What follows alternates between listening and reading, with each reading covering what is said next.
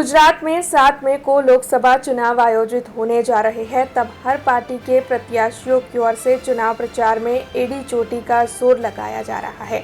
आपको बता दें कि आज बीआरजी ग्रुप संचालित उर्मी स्कूल पर वडोदरा बैठक के भाजपा के प्रत्याशी डॉक्टर हेमांग जोशी शिक्षकों के साथ संवाद करने पहुंचे थे। दरअसल आने वाले वक्त में वडोदरा को किस तरीके से विकसित किया जाए, इस मुद्दे पर डॉक्टर हेमांग जोशी ने शिक्षकों के साथ बातचीत कर उनके कई सवालों के जवाब दिए थे। इस दौरान बीआरजी ग्रुप संचालित उर्मी स्कूल के मैनेजिंग डायरेक्टर राधिका नायर की ओर से डॉक्टर हेमांग जोशी को शॉल उठाकर उनका स्वागत किया गया था।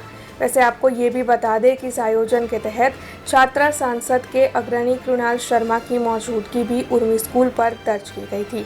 तो वहीं बड़ी तादाद में शिक्षक भी उर्मी स्कूल पर मौजूद थे। जी आज उर्मी स्कूल खाते शाळाना तमाम शिक्षकों साथे मळी अने एक संवाद कर्यो। विकसित भारतना संकल्प अंदर विकसित वडोदरा केवुं होवुं जोईए ए बाबते तमाम शिक्षकोना प्रश्नों विनम्र जवाब आपवानो प्रयत्न कर्यो અને તમામ શિક્ષકો કે જેઓ ભારતના એક શિલ્પકાર છે એમને સાથે ચર્ચા કરી અને એમના દ્વારા શુભેચ્છાઓ મેળવી સત્કાર મેળવ્યો।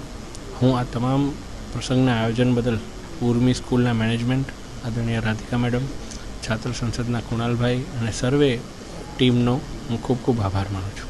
अब खबरों से लगातार अपडेट रहना हुआ आसान। बीआरजी न्यूज आपके मोबाइल स्क्रीन पर। आज ही बीआरजी न्यूज की mobile app Google play store और ऐप स्टोर से डाउनलोड करें और खबरों से लगातार जुड़े रहें।